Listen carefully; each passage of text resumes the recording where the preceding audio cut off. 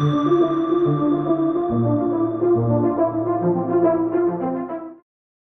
guys, Brad Roby here, software trainer at Iceberg Digital. Today we're going to be going through the audiences and the forms part of Lifecycle. So we're going to talk about how we can work with forms and how to build forms and how to integrate the forms. And we're also going to talk about audiences, how to create audiences, and how they can be really, really useful for us when using Lifecycle. So let's get started. Okay then guys, so the first thing I want to talk about is forms. Okay, so to access your forms, you go to Marketing and Autopilot, and then you go to Forms located here. Now here we have a list of all your forms that have already been created. You can click on the I to preview the form. It takes you to the web page of the form. This is what they look like. You can clone a form by clicking this button here. What this is good for is if you have forms that are quite similar, just with small changes in them, instead of recreating the form over and over and over again and doing all the work again, it basically just copies the form, it clones the form, then you can jump into it, make any edits you need to, and that's what that is good for. We can edit forms, okay, by clicking this little box with a pencil in it, and we can also delete forms as well. Okay, we also have the date that they were created, and we have the amount of total answers, the amount of people that have filled out this form. So now I'm going to talk about building forms. So to build a form, we click this button here, build form. And this is the first page. Okay, so at the top we have contact profiles. So anybody who fills out this form, you can tag them as a certain profile. Okay, so if this is a form for vendors, you click vendor, and then when they come into the system with their information, it sticks vendor on there. Now, if you have people in your contact system who are already in Lifecycle, who are registered as, say, a buyer, you can click this button, add profiles to contact, even if contact exists. And then when they fill out this form, they will also be tagged as a vendor. It won't replace it. It will just add that profile on as well. So then they will be a vendor and a buyer. We can also add tags to the form. So anybody who fills out the form will then be tagged. So you could group contacts that way. Then we have form information. So we have the name of the form. Okay. Then we have the description of the form. So underneath the title, it's a little description explaining what the form actually is. And then we have page title for SEO. So SEO stands for search engine optimization.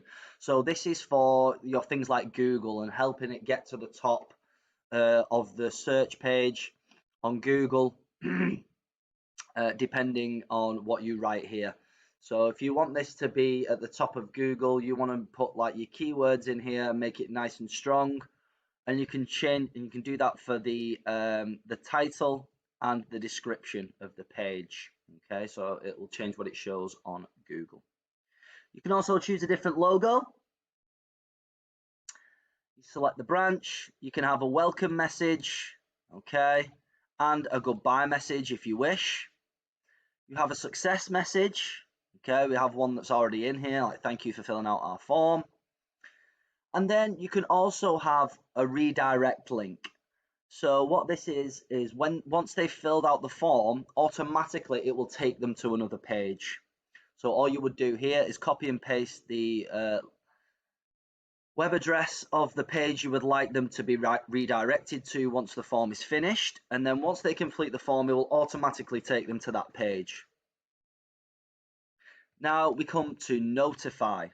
Now we can notify the contact once a form's been filled in, and we can notify them by email, and you can select the template of the email of which you would like to go to that contact when the forms completed, and we can also notify the contact by SMS, and you can just type in the SMS that you would like them to receive once the form has been completed.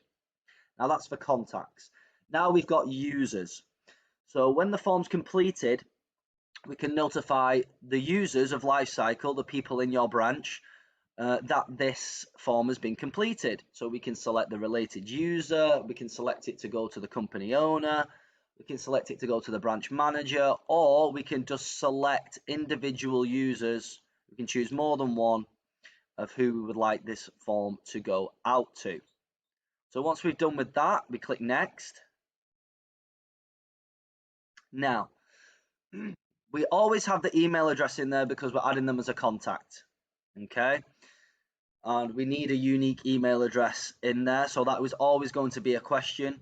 And we always have the tick box to confirm that it's okay for you to contact them and for them to use this information for products and services, okay? GDPR compliant. Now let's go through the questions. To add a question, we click here to create your next question. And we have different types of questions. So we have numbers. So this is only digit. Okay. And you would type in the question here. Whatever question you could have for a numerical value. So it could be something like, what year was your property built or something.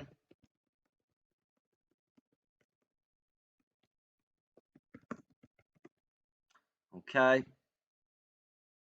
And we can also choose on our questions whether it's a required question. So that gives it the little red marker. And we can also choose if it's hidden. Okay. But if the question is mandatory, it cannot be hidden. Okay. So just bear that in mind.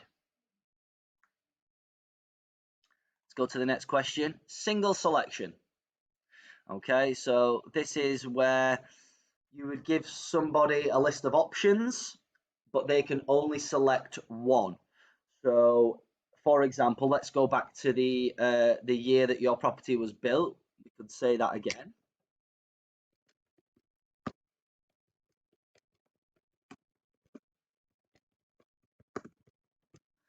But for this one, we could say, what decade was your property built?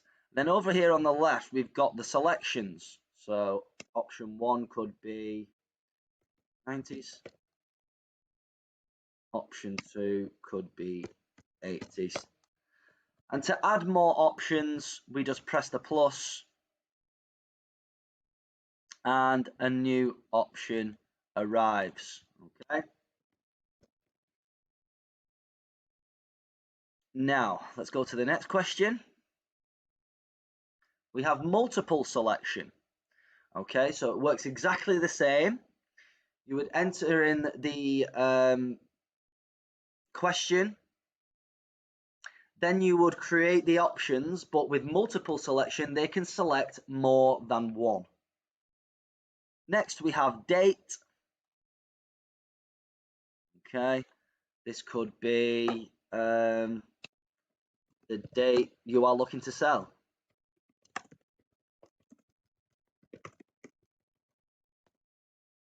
Okay, this brings up a date. Mobile phone. This is basically the mobile phone, and the reason we have this and not the numbers is because Lifecycle can grab this information and put it into the contact. We also have text. So in this text question, you could just ask them, tell me some things about your property.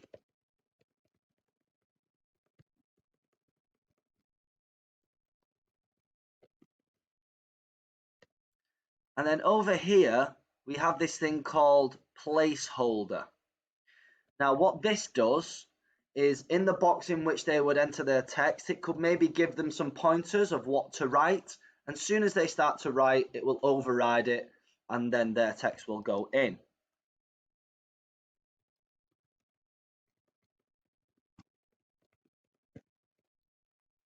We can also add descriptions to our questions. So this is just to help people understand what the question actually is. it will show up a little bit smaller underneath the question. Next question, we have the yes or no choice. Very, very simple. You type in the question, they have a box for yes and a box for no. We have a star rating question. So you think, how was your experience? And it would show the 5 stars. And you can also select where you would like the stars to be on default. So if you wanted them at 3, okay, whenever they look at this question, the stars will already be filled up to 3, and then as they click the stars, they start to move. Address, okay, this works just like the mobile phone, okay, it's a question for their address, okay, and as I said before, update existing lifecycle field. So even if they're already a contact, if they're filling out a form and the address is different, it's going to update that field with that address, okay, and that works for the mobile phone, the first name, the last name, and the salutation. Okay, so that's the questions. You want to save those changes? Okay, and now we can go over to our preview so we can look at what our form looks like. Okay, so here we are, we have the email address, and it will go through the questions. Let's do this quickly.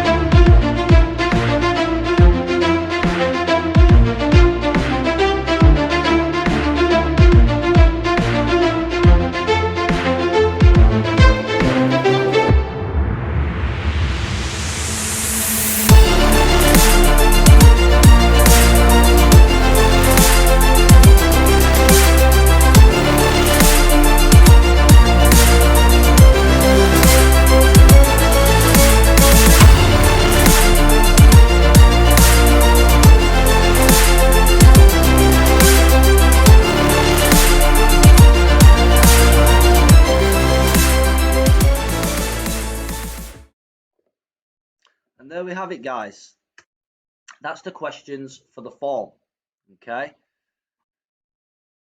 Next we have results. Obviously there's nothing here yet, but you will be able to see the list of results on a form when you do this.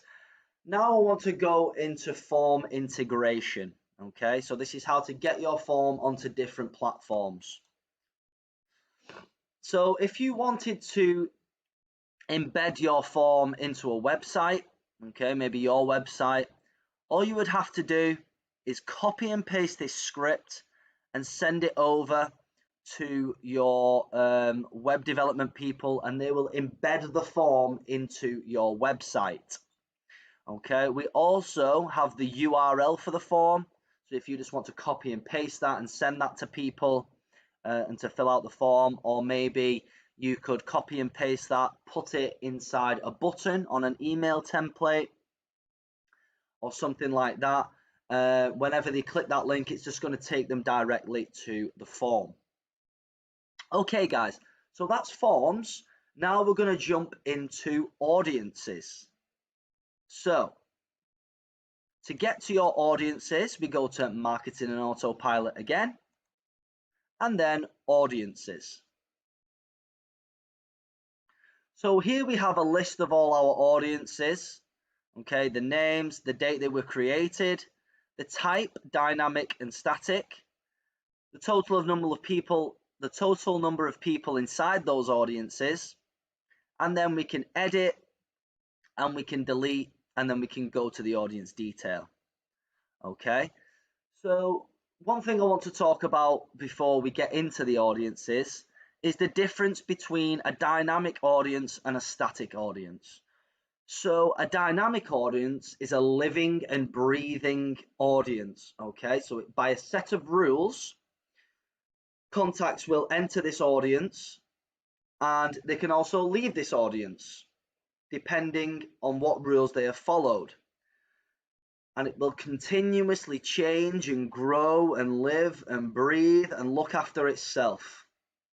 Now, a static audience, you can create an audience with a set of rules, but it is static. It will never change. The amount of people that are in that audience the day you create it will be that group of contacts forever and ever, and it will never change.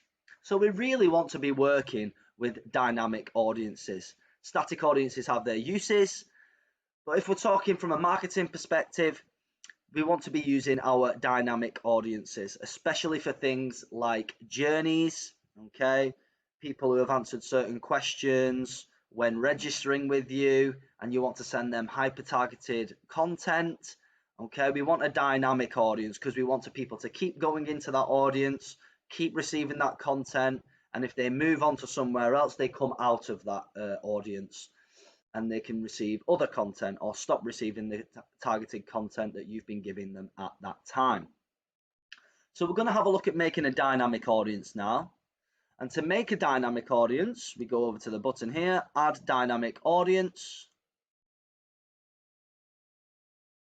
And now here we have our set of rules, okay? This is how we're going to filter the amount of people which are in our audience. Okay, so first we have contact related. So first we have the contact related rules. So if we just wanted vendors in our audience, we would select vendor, and we can see that it drops dramatically. Okay, from the preview down below, we had 45,000 contacts in our system. As we start to put filters in, it's going to reduce it. Okay, we can select a branch, a certain branch of which these contacts are at, their salutation and their job title, any tags, and we can select gender, the contact source, okay, how they came to us, the lead source, how they came in via a lead, their contact score, their touch points, who their related user is. But bear in mind, the more and more filters we put on this audience, the less and less people are going to join it. Okay. So these are all filters, okay, which limit the amount of contacts that can come in because they need to follow these certain set of rules. Okay, and this is contact related. Now we have contact activity related, and this is really good for your forms. Okay, so you can select if they've done a web visit. Okay, you can even select the date that they visited. But what's really good is this form completed. So if you've just created a form like we did just a while ago, and then you wanted to put all the people who completed this form into an audience, okay, or all the vendors who completed this form into an audience, you would choose the form from here, okay, any form. And then you can even select the answer to a question, okay. So we have questions here, okay. And then you can select if they've answered that question. If it's a multiple selection, you can select if it's people who have answered it with 3 certain answers. Okay, we can really refine it the way we want to. Okay, and to remove that, we do that. Or we can just have people who have completed the form. Okay, we just remove the form completed, put in the form, any form. Okay, and we can just leave it at that, and then it's anybody who's completed that form goes into the audience. We're only on 3 because we still have the vendors on. Now, property related, they have a property. You can group people into audiences by their property type or their property status or the amount of bedrooms in their house, the bathrooms. All of these options here, we can create audiences with that. Now, applicant criteria, this is the really good one. Okay, so when people are registering with you and registering for the heads up property alerts, we can start to create audiences based on the questions that they've answered when they've started to register for you. Okay, so to do that, we need to select whether we're doing buyers or tenants first. I'm going to select buyers.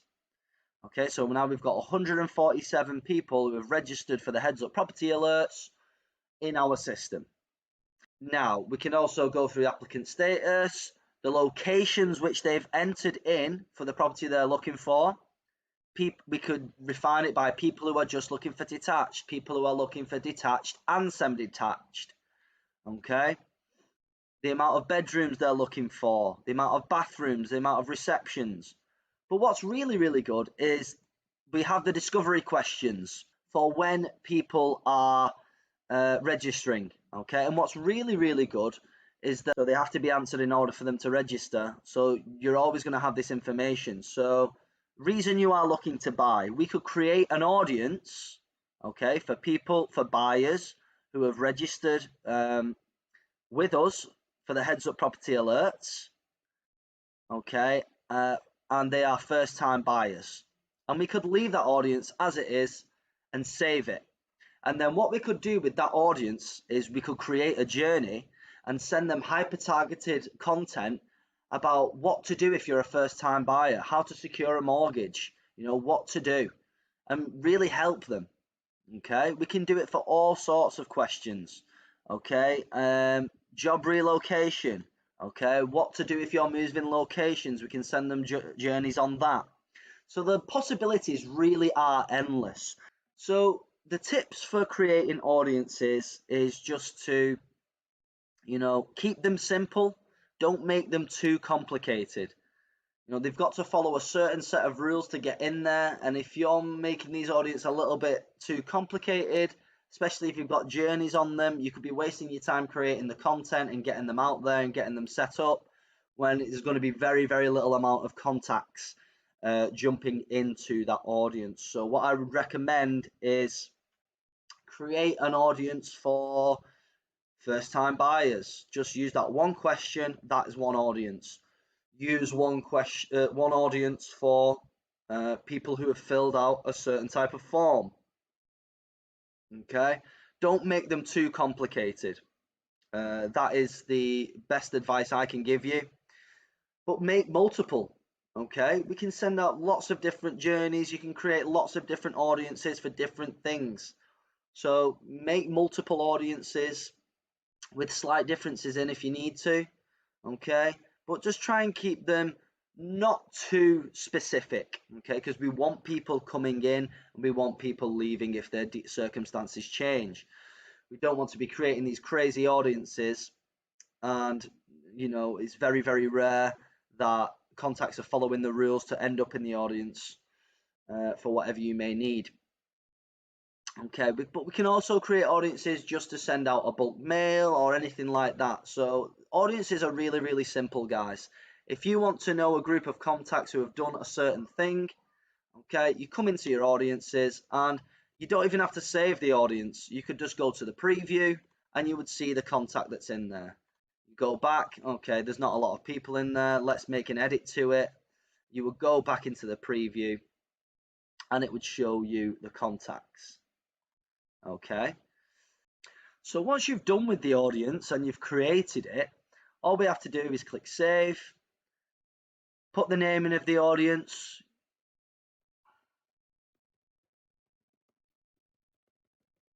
and click create.